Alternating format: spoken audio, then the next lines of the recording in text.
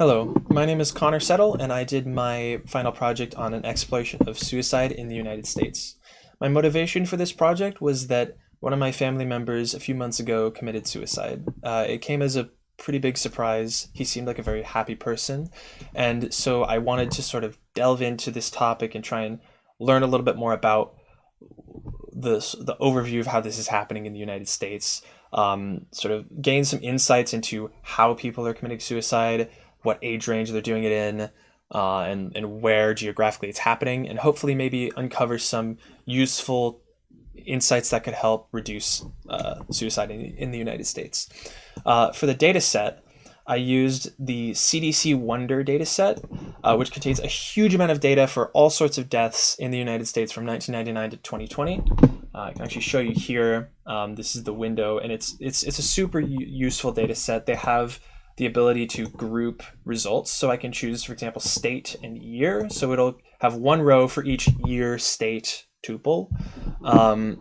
And then I can also filter out, if I select down here, you can expand external causes of morbidity and mortality and choose intentional self-harm. So now if I limit it here, I'll only get data about suicide specifically. So that helped a lot with the data wrangling. I still had to write some code to clean up the data, use some Unix commands for that, and then some code to process it a little more. But for the most part, the wrangling was on the website and in the code. So delving into the actual graphs, the first graph I made was, the first chart, I guess, is this one here, which is a map showing the nationwide suicide rate over time and also the individual suicide rates for each state over time. It goes from yellow being sort of like the happiest or the lowest rate of suicide to blue being the saddest or highest rate of suicide. And you can play it and it will change all of the colors of the states over time. You can also hover over each state and it'll show the individual suicide rate for that state in the selected year. You can actually just leave the mouse hovering over one of the states and you can see in the bottom right it will update the rate for the year that it is being changed to. And it also changes the nationwide suicide rate over time as well. So this one kind of communicates that overall suicides have increased. The rate has increased a fair bit from 11.94 to 16.54 out of 100,000 in the past 2 decades. You can see that visually in the graph getting a lot more blue. There's a few states that kind of avoid this, like California, New York, New Jersey, Illinois. They're about the same in both, but you can see that a lot of states are getting worse. And it's also kind of Midwestern states that have it the worst. It seems like perhaps there's a loose correlation between rural, sort of more isolated conditions and higher suicide rates, but without county level or even city level data, it's going to be kind of hard to definitively conclude. So moving on to the types of suicide. So this is a sunburst plot of the types of suicide that people, like the methods used to commit suicide. You can see that this red one is firearms. That takes up 51% of all of the total suicides since 1999 in the US that we have accounted for. So that's like quite stark. Firearms are like the biggest cause of or not the cause, but like the biggest method of suicide, and that makes sense. It's they're very ubiquitous in the US, and it's also a very instantaneous thing.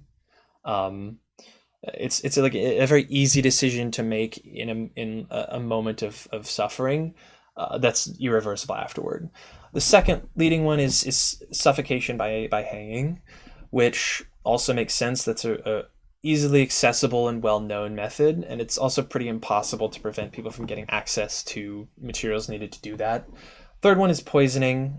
Again, there's a lot of dangerous substances that are useful, laundry detergent, all sorts of useful but dangerous substances in the world today. So it makes sense that this one, lots of over-the-counter medications that can be overdosed on. So it makes sense that that one's there. And then the other ones are sharp objects and fire, kind of in their own category. And we have blunt force trauma, so like jumping in front of a vehicle or from great height or crashing a vehicle. Then there's some uncategorized ones as well.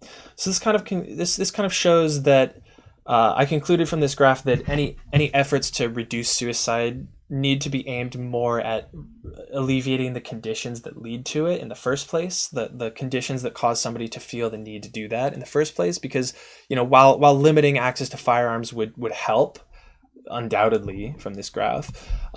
It certainly isn't going to stop people altogether. People who are desperate will find a way to do it.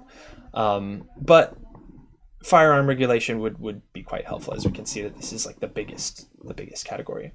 So lastly, let's take a look at the last plot, which is suicides by age group. So we can see that this one is an interactive plot where you slide along the year, and you can see the distribution of suicides by age. So for example, there were 466 20-year-olds who committed suicide in 1999 that we have accounted for.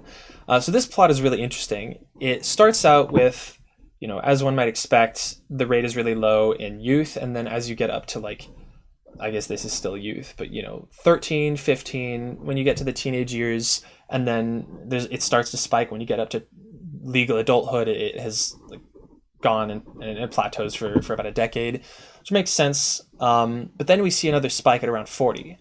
But what's really interesting is as we move through time, you can see that this spike is actually moving to the right as the people in that cohort age. So 40-year-olds in 1999 are going to be 50 in 2010, and we see that now 50 is the spike. So it seems that this spike that's moving along the graph suggests an individual cohort of people born around 1960 that have a higher risk of suicide.